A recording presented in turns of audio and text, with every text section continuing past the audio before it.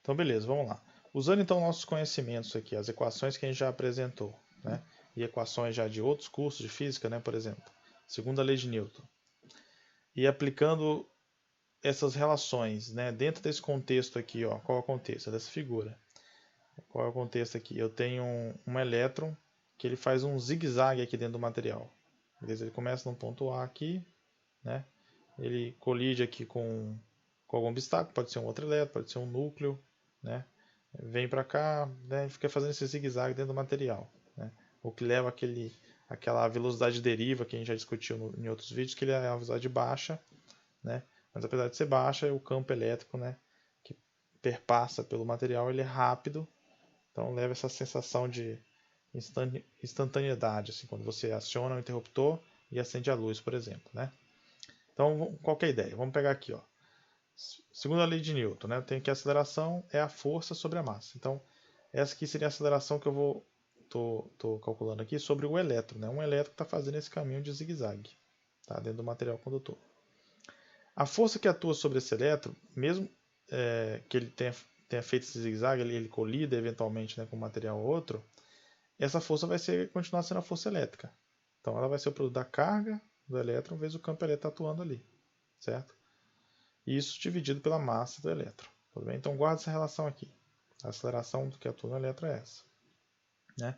Uma relação conhecida já da cinemática é o que? A velocidade é um produto da aceleração vezes, né, o tempo. Esse tal aqui a gente chama ele de tempo médio entre as colisões. O que significa isso? Ó, o elétron saiu do ponto A, bateu aqui, você marca um tempo. O elétron saiu desse ponto, bateu aqui, outro tempo. Saiu desse ponto, bateu aqui, outro tempo. Outro tempo. Cada uma dessas colisões você tem um intervalo de tempo.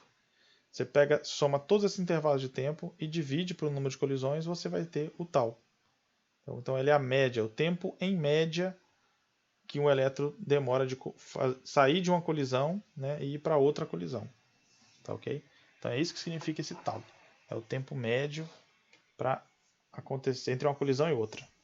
Ok? E a gente também já definiu em aulas anteriores que a velocidade de deriva ela é uma razão entre a densidade de corrente e NE, onde esse N é o que? A quantidade de elétrons por volume, né, por metro cúbico, vezes a carga do elétron. Se eu comparo essas duas equações aqui, ó, eu chego nessa próxima equação. Onde manipulando, ou passando esse E para cá, ou M para lá, né, isolando o campo elétrico, eu chego nisso aqui. O que é isso aqui? Campo elétrico igual a um monte de constante vezes J. Isso aqui, se você for comparar com as equações que a gente já abordou, isso aqui é a resistividade. Então, a resistividade que é uma característica do meu material, né? A resistividade que vai medir essa dificuldade na passagem de corrente elétrica, eu estou escrevendo ela aqui, ó, em termos de constantes mais básicas, né, mais fundamentais, que são quais? M, que é a massa do elétron, é um valor conhecido. E, que é a carga do elétron, também é um valor conhecido. E N e tal aqui, ó, vão ser as características do material. N, né, a quantidade de elétrons livres do material, e tal esse tempo médio aí entre colisões. Então, essa dificuldade, né, da passagem de corrente elétrica, que é a resistividade, né, ela é uma questão ligada com o N e o T. E o que vai estar associado aqui, né?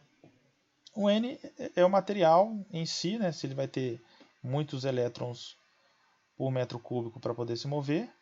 E o tal, essa colisão, está muito associado com o quê? Com a estrutura do material, a estrutura eletrônica dele, né? O sólido, a depender, ele tem vários tipos de estrutura, várias maneiras que os átomos no sólido eles são organizados. Então, se você coloca eles muito próximos um do outro, eles mais espaçados, isso tudo vai afetar nesse zigue-zague do elétron, né? Nesse tempo que ele demora de fazer uma colisão ou outra. Então, esse tal aqui está intimamente ligado com essa estrutura de como os átomos se organizam dentro de um sólido, né? Podendo afetar de maneira a aumentar esse tal, né? Então, ou seja, aumentar o tal significa o quê? Que ele demora mais tempo de sair de uma colisão e encontrar outra. Então, os átomos estão mais espaçados, né? Diminuir o tal significa o quê? É você encurtar a colisão. Então, os átomos acabam muito próximos e aí o tempo entre uma colisão e outra é bem menor.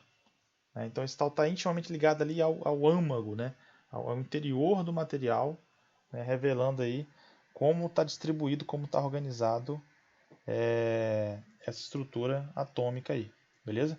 Então, o interessante aqui é a gente poder verificar que essa resistividade ela é dependente justamente de características muito mais básicas, bem mais fundamentais, né? Como massa, carga do elétrico e esse N tal aqui que revela o interior, né? De certa forma, indiretamente o interior dele.